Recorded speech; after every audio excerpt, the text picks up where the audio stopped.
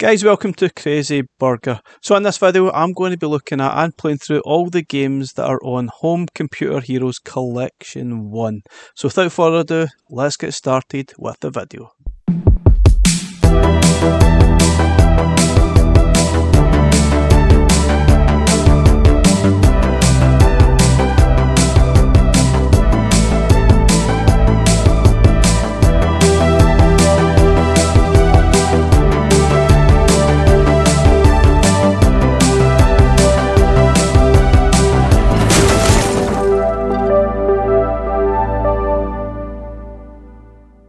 So guys, before we actually get stuck into playing the 7 games, we're just going to look at some of the details on this collection. And it's available for pre-order now at the time of this video, and it's coming out at the end of October. So this is the Home Computer Heroes Collection 1. And it's only got 7 games. So that's probably the first thing that kind of was a bit disappointing for me. The quantity of these sort of carts are going down a little bit. But yeah, let's have a look at the details before we kind of discuss too much of that. We've got Attack of the Petscii Robots and Planet X2. Both of these games are from David Murray, also known as the 8-bit guy, who has a massive sort of YouTube following. And he also makes obviously games in his spare time. The Attack of the Petscii Robots is kind of like a strategy style game where you sort of need to destroy all the robots on the level. And Planet X2 is a kind of a real-time strategy game where you have to, I think, destroy the aliens that are coming down here. I don't know. It's quite complicated and there's a lot to it. So hopefully when we get the manual for this, there's a lot of details in this. So I downloaded the manual for Petscii Robots and it's absolutely huge. There's a lot going on these games. So hopefully this manual might be one of the thickest manuals we'll ever get, the amount of details that really should go into it, but time will tell. We've also got Farming Simulator, the C64 edition. This it's kind of obviously it's a simplified version of the Farming Simulator if you've maybe played it on modern consoles.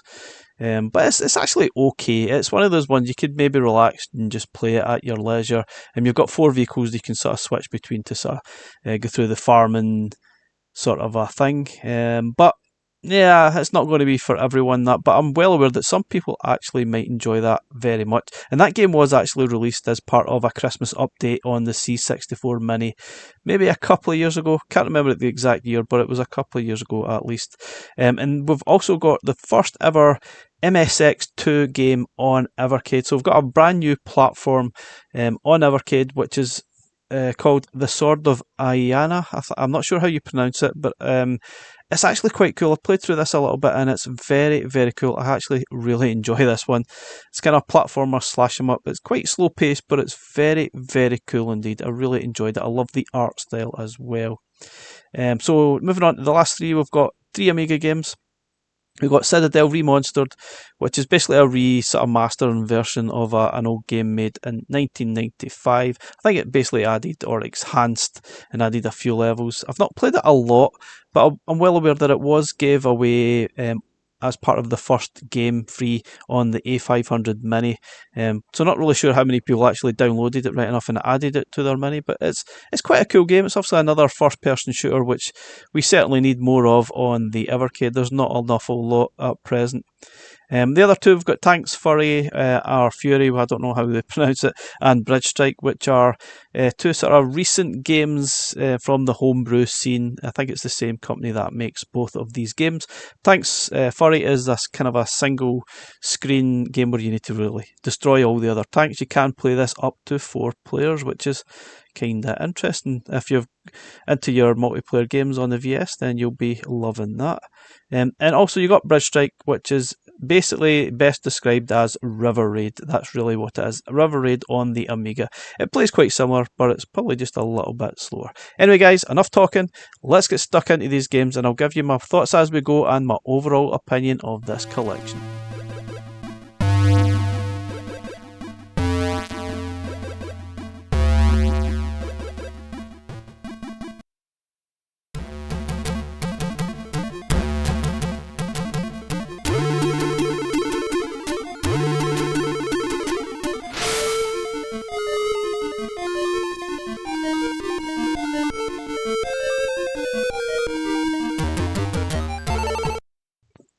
Okay, we're starting with Sword of Ianna, and this is definitely my favourite game from this collection. I really enjoyed playing through this. And this is the first MSX2 game on Evercade, which is fantastic. We've got a new format, which could open the door to a lot of other different things. But this game, it's a couple of years old, I believe, and it's a kind of a platformer, slash 'em up kind of game. You've got your run button, you've got a jump button, and you've also got a sword which you can sort of unleash.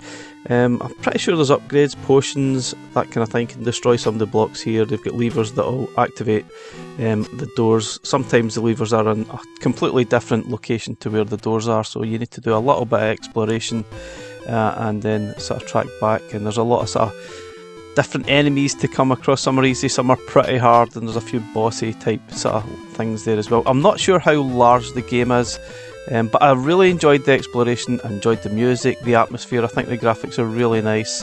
Certainly gives that old sort of computer vibe from the sort of late 80s, early 90s. Really love it. And honestly, this is a lot of fun to play, and I'm looking forward to sort of playing more of it and exploring a lot more.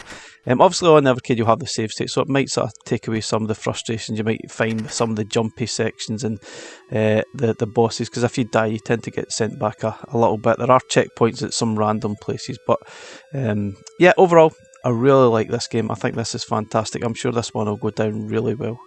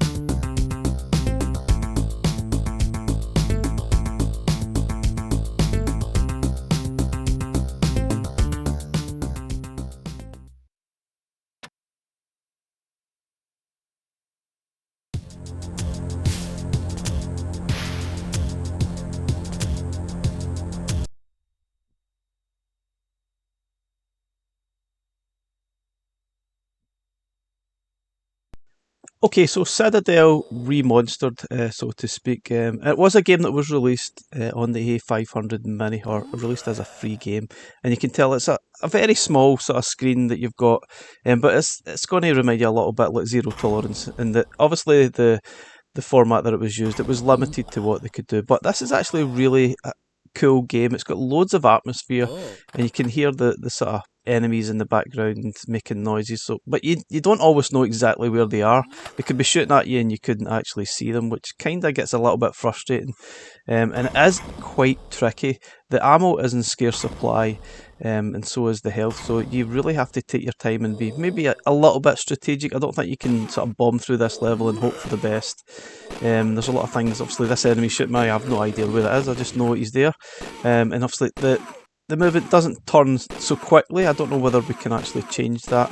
And the fire is obviously take my health away there, but yeah, it's a really decent game. It's not an amazing shooter, but it is good fun. I think on the Evercade that'll be great fun. We can maybe use the save states, but it's got amazing atmosphere. You probably want to get your headphones out and play in the dark if you like to get scared. It's actually good fun to play. There's a lot of nice touches here and there, like this one here, for example. When I was playing it, I thought, oh, my emulation has gone a bit strange. It's all going a wee bit crazy, but it's obviously the potion that's affected us there.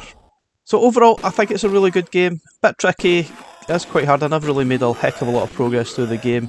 But it is nice, and we've got another first-person shooter on Evercade, which I kind of suspected this could have been one we would have received, given the fact it was gave away on the A500 Mini when it was sort of launched a couple of years ago. And it's decent enough. I don't see anyone going to complain too much about this. It's just a bit tricky, but those save states on Evercade will probably help a little bit. But it's decent, it's really good.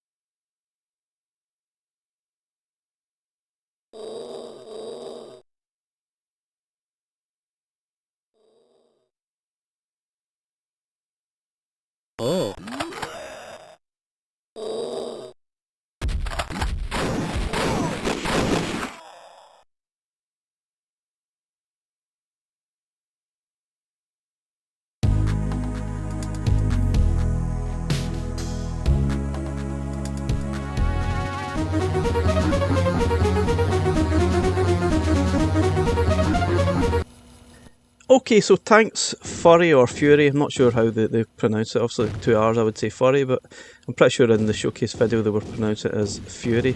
But anyway, whatever it is, this is a sort of game that was released a few years ago on the Amiga homebrew scene, and it's alright. I think this one definitely would be better played with 2, 3, 4 players, I guess, on the VS. I think that's where the fun would be lying, playing with your friends.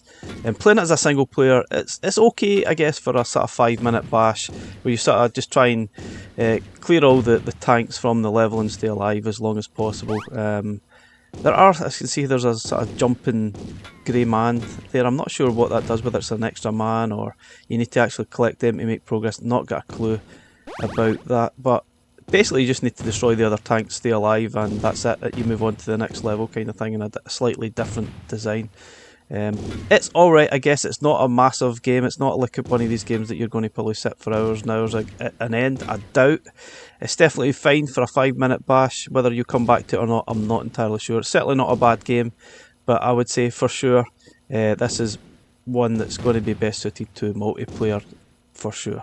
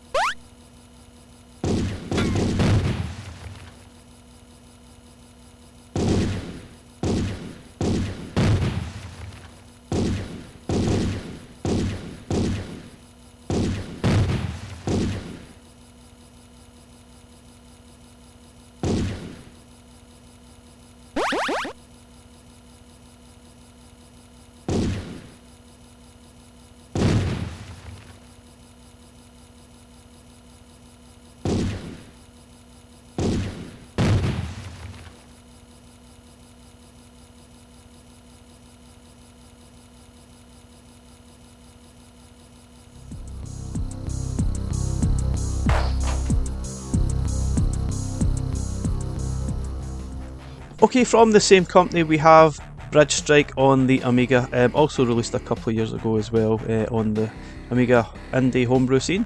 And immediately, if you have played games long enough, you'll know that this is pretty much like River Raid from the Atari 2600 days.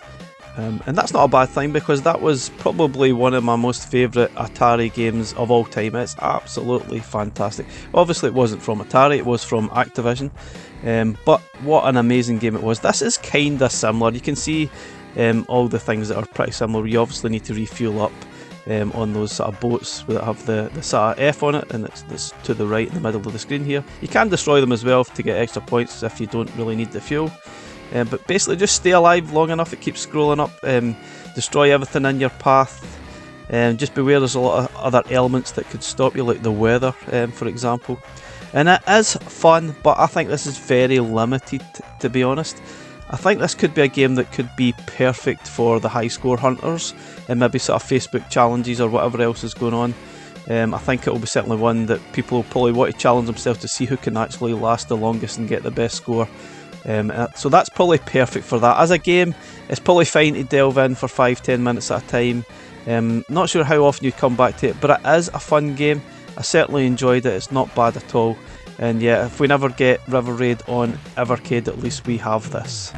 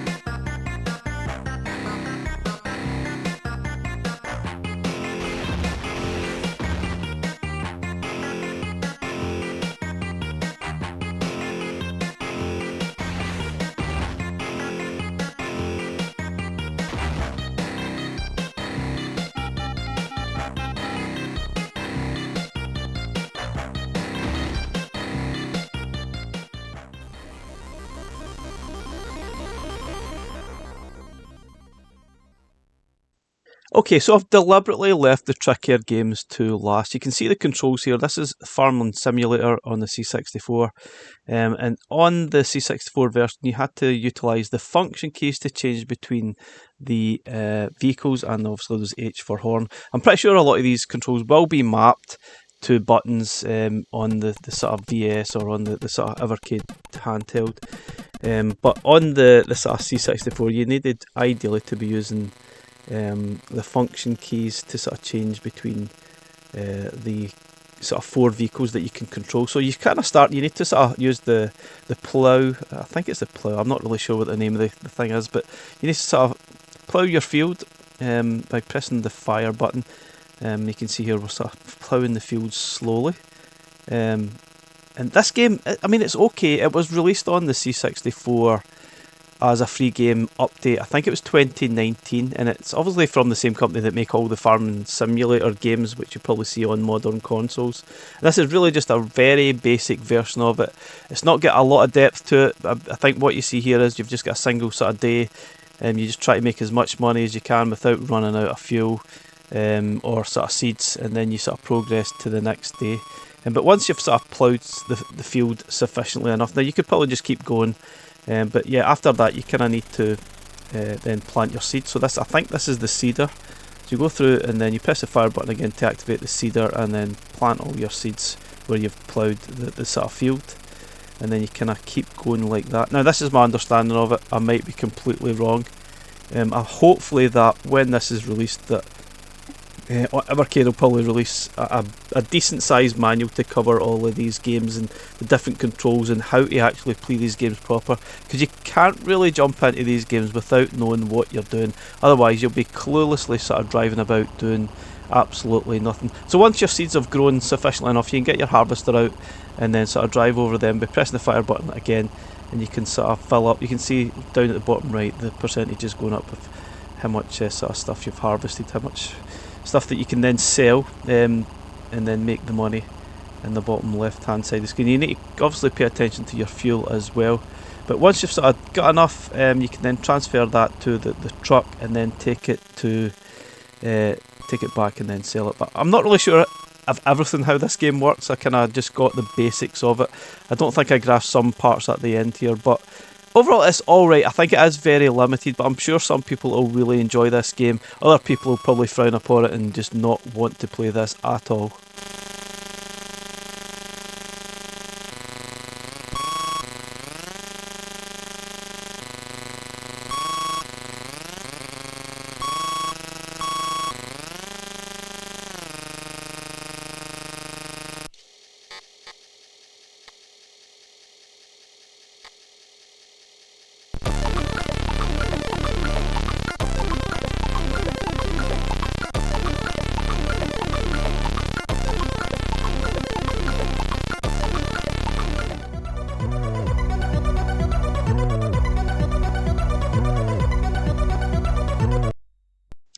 Okay, so to the last couple of games from the 8-bit guy. This is Attack of the Petscii Robots, and it's a kind of a strategic game where you have to destroy all the robots on each level.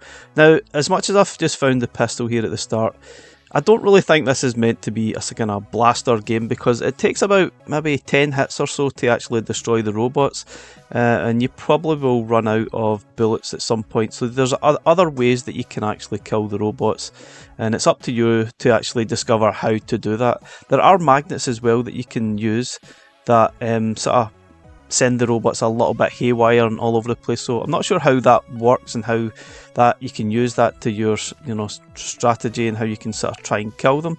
But you can see here that trying to go all guns blazing at these robots probably isn't the best way of playing the game. It is possible, but you'll probably hit a brick wall. So I think the idea is probably trying to find other ways to actually destroy the robots using things that you find by searching. You've obviously got search. You can also move objects as well through the level. At this point, I'm not entirely sure what to make of this game. You can see it is a little bit jerky in the movement, but I think this might be an interesting game once you get your teeth stuck into it, and I'm pretty sure a lot of people will really enjoy this type of game. And this was the shareware version that I found on the 8-Bit Guy's site, which anyone can download. You can sort of pick whichever version you want to play. There's all sorts of versions of this from C64, Amiga, Mega Drive out there. And it, you know, it's kind of interesting. It's kind of might be even a bit addictive once you understand it. But certainly this is one you will definitely need to read the manual, understand how to play it to get the most out of it. So interesting. I'm not entirely sure what to make of it overall, but I think this could be pretty decent once you give it a little bit of time.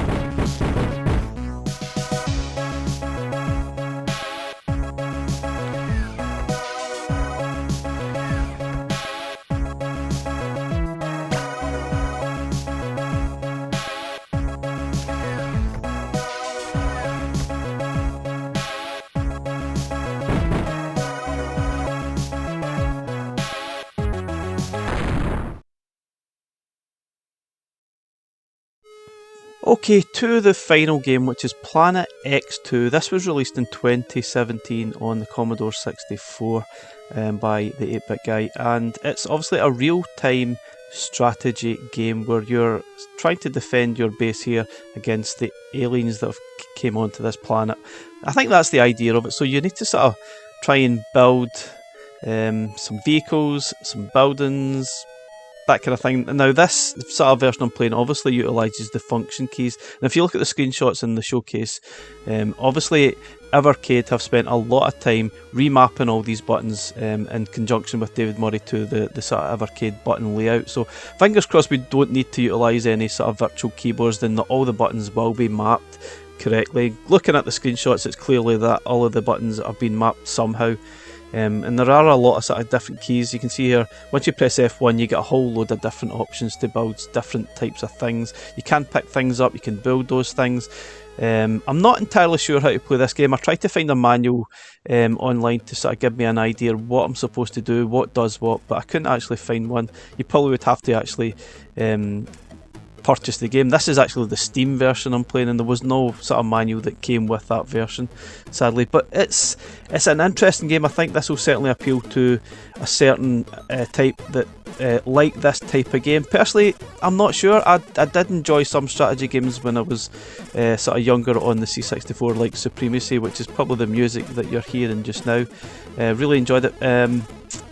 This is certainly not going to appeal to everyone.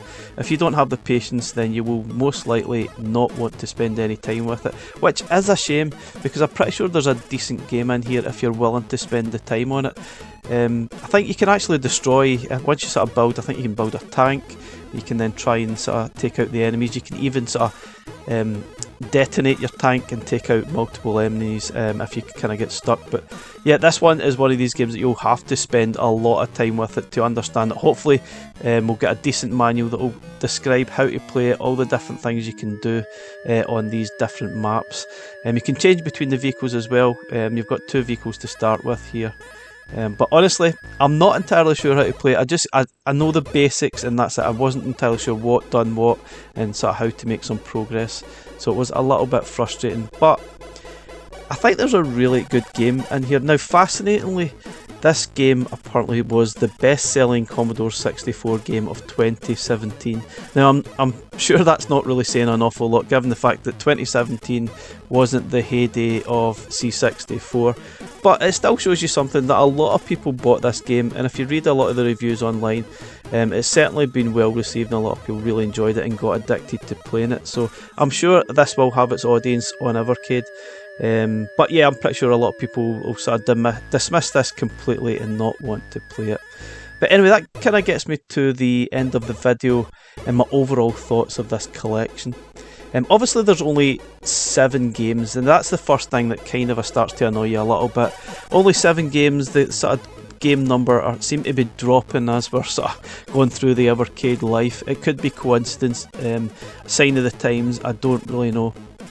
I think part of it could be down to the value of the games that are included here. Like for instance, the 2 8-bit guy games, if you wanted these physical, they are going to cost you $40, $50. Now you can pick them up digitally, I think for about $10 perhaps. But still, if you add that up, that's 2 games, $20, and then you're not taking into account the other games that are on this collection as well. And I actually enjoyed it. There's certainly not a bad game on this collection. I'm pretty sure those that loved Amiga C64, they're going to get a lot out of this. Maybe people that don't have nostalgia for that type of thing or these type of games will probably not buy that, which would be a massive shame, because I think these games are pretty good fun to have. It'd be a shame to not put this into your collection on Evercade. But overall, I think it's a decent enough collection. I just wish maybe there was a few more games, even if they sort of put the quantity up to 10 and added a few more, because there's tons and tons of indie Amiga games out there, tons of C64 homebrew stuff out there that we could have added.